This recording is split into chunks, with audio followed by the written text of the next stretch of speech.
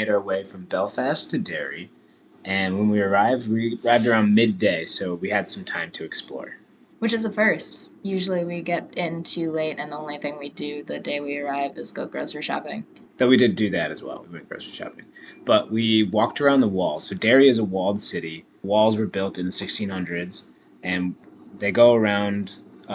Most of the entire town is planned. So we walked around the walls, and we stopped at St. Column's Cathedral. In St. Column's Cathedral, the chapter house is a museum dedicated to the history of Derry, including a siege that happened in the 1600s. This was when the Jacobite forces held Derry under siege for 105 days. It's a pretty significant portion of the history, but the walls of Derry never broke. After walking along the walls of the city, we walked over to which is the River Foyle and just walked along the path there. Before getting to the River Foyle on our first day, then we found this wall museum project where it was going through, and some of the stories on it were quotes from people during the Troubles and how they were living during that time. Right.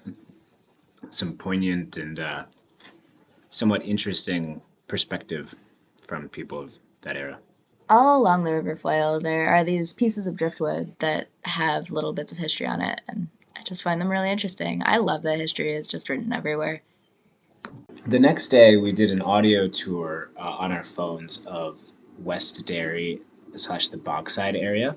It was actually really interesting because before we started, we had just listened to this part introducing the person who was doing the tour, or one of the people who was like the voice for the tour, and we met the guy. Yeah, he had just introduced himself as Terry of Derry, Terry Brown of Derrytown, or Lovely Terry from Londonderry. And right as we were listening to this part, which starts at the visitor center, he comes out wearing a name badge that says Terrence Brown, and I'm like, ah, Lovely Terry from Londonderry. He goes, yeah, you've heard of me.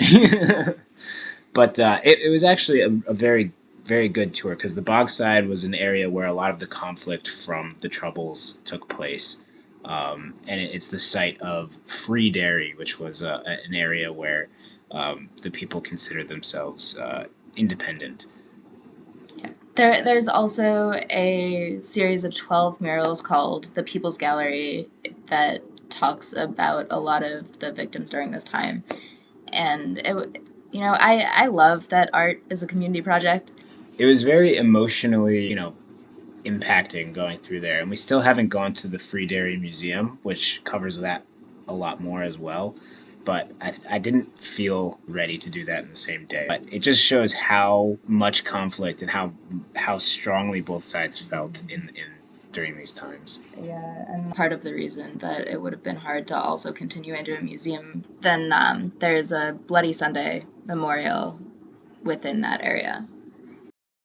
Bloody Sunday was the outcome of a protest that ended up getting really violent. It was a Catholic civil rights protest, uh, searching for like equality, and the British paratroopers ended up opening fire on the crowd and killed 13 people, and one later died from their injuries, so 14 total. And initially, nobody was really held to blame, but later, after an inquest, uh, eventually the British government came out and said that the killings were unjustified and unjustifiable. After our tour, we went to Brook Park, which was mentioned in the audio tour, so because it was a park that we passed by, and well, we just kind of have to go explore parks. It was originally funded by a local merchant, and they actually put an orphanage in the center of it back in the 1800s. But now the orphanage is a cafe, so it's kind of interesting.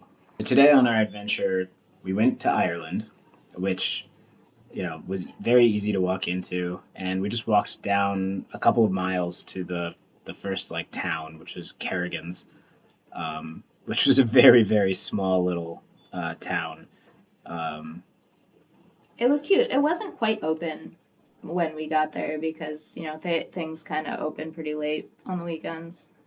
Well, and there was just very little to be open there. There was like a shop, and which was also the post office, and a pub, and the pub was closed, unfortunately. But it's okay because we walked back the way we came, which was about 10 kilometers. It said so, about six and a little miles. And we went to the Walled City Brewery.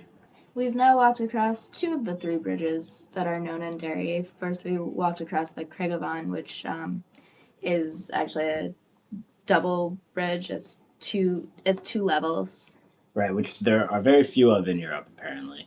It's also the oldest existing bridge to cross the Foyle at Derry. And then on the way after the brewery, we walked across the Peace Bridge, which was built in 2011, very much newer, and it's a pedestrian bridge, and obviously it's dedicated more toward uh, peaceful coexistence. Then we walked back along the Foyle as far north as the walking path went to have a pretty active day out, enjoying ourselves in two different countries. Today we went to the Tower Museum, which was a really cool museum built on the location of an O'Donnell residence, sort of reconstructed like a castle that had been built in the 1500s, probably looked.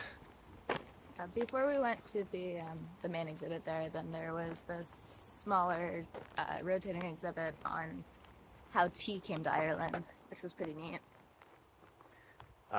Yeah, there's a little you, me, and tea exhibit. And they didn't really have tea in Ireland until like the mid 1700s when it came over from England. And even when you think of England, you think of tea culture so strongly, and it's like they didn't even have that until the 1700s. So it's like fairly new.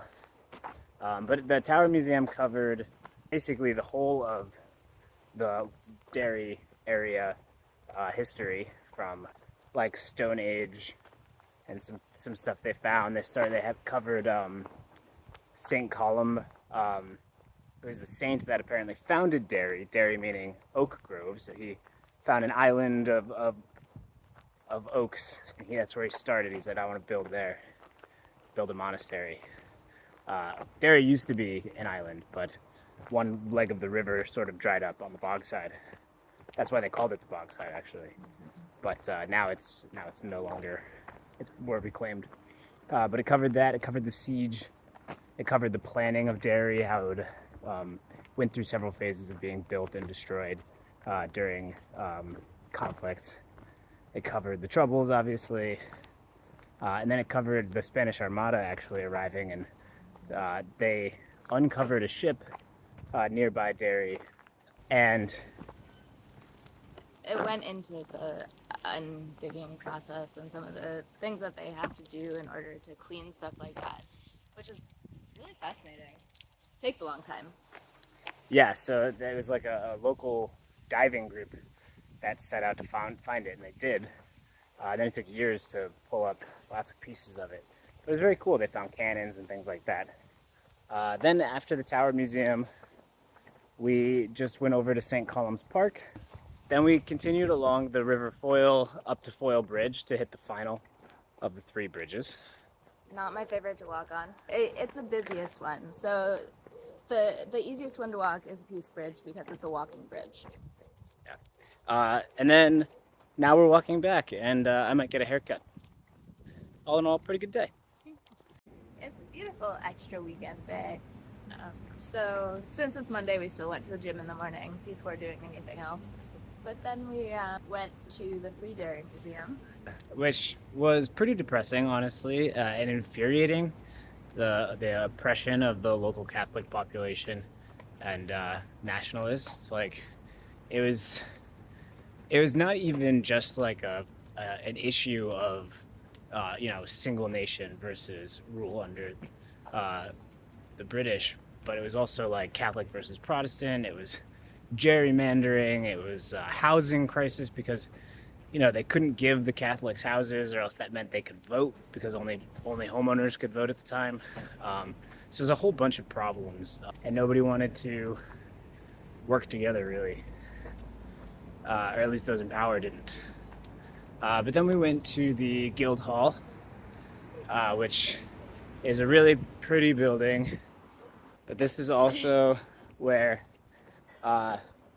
in 2010, when the Second Inquisition on Bloody Sunday, it was announced that all of the previous instigators were ruled innocent. This is where everyone celebrated that their family and friends who were shot and killed were proclaimed innocent and not armed, because there was no evidence of any of them actually having weaponry. It was interesting to see like how long it takes to go through a process like this. It said that the whole investigation took 12 years. And cost 195 million pounds. So it was definitely something that they had to go through. But ultimately, like, nobody really got in trouble for it, even though it was like there's this huge cover up and stuff beforehand. But it was all very angry, but like happy. I don't know. I couldn't imagine being part of that. And now, because it's a beautiful day, we're spending some of it outside on the city walls again. Yeah, we're just doing the wall walk again. And we'll probably wander around and just enjoy the sun.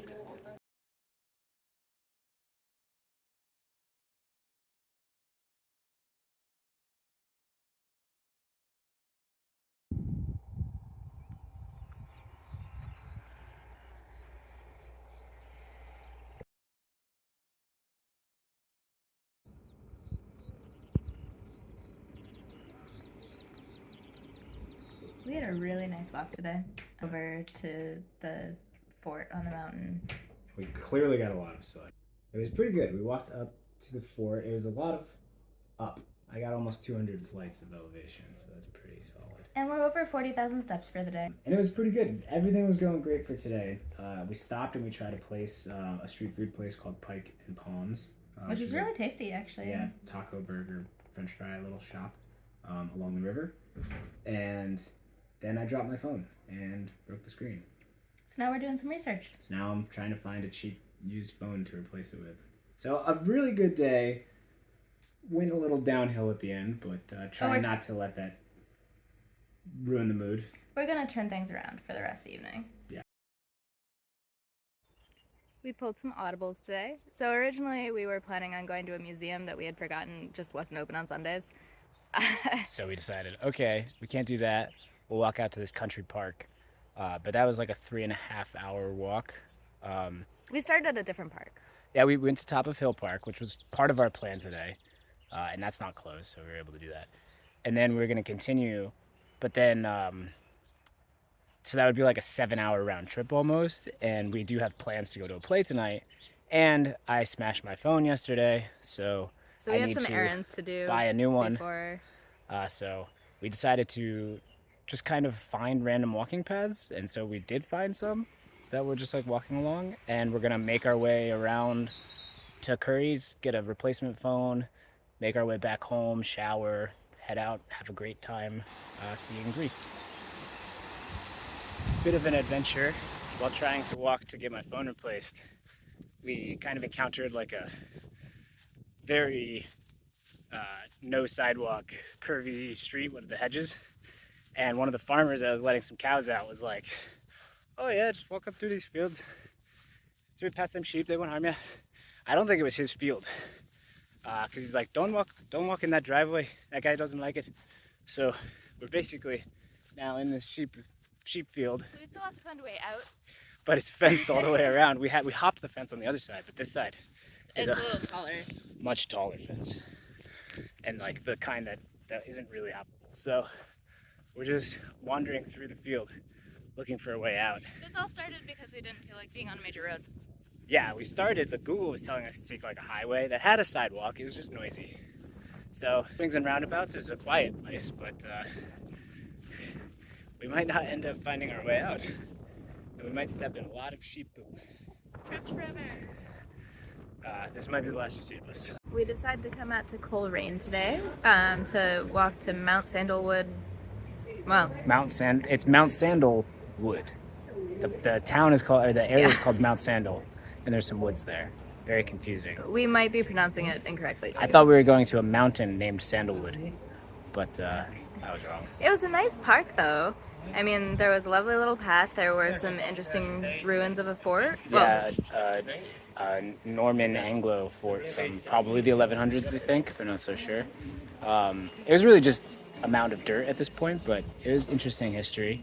And then we walked back along a river, which we always enjoy.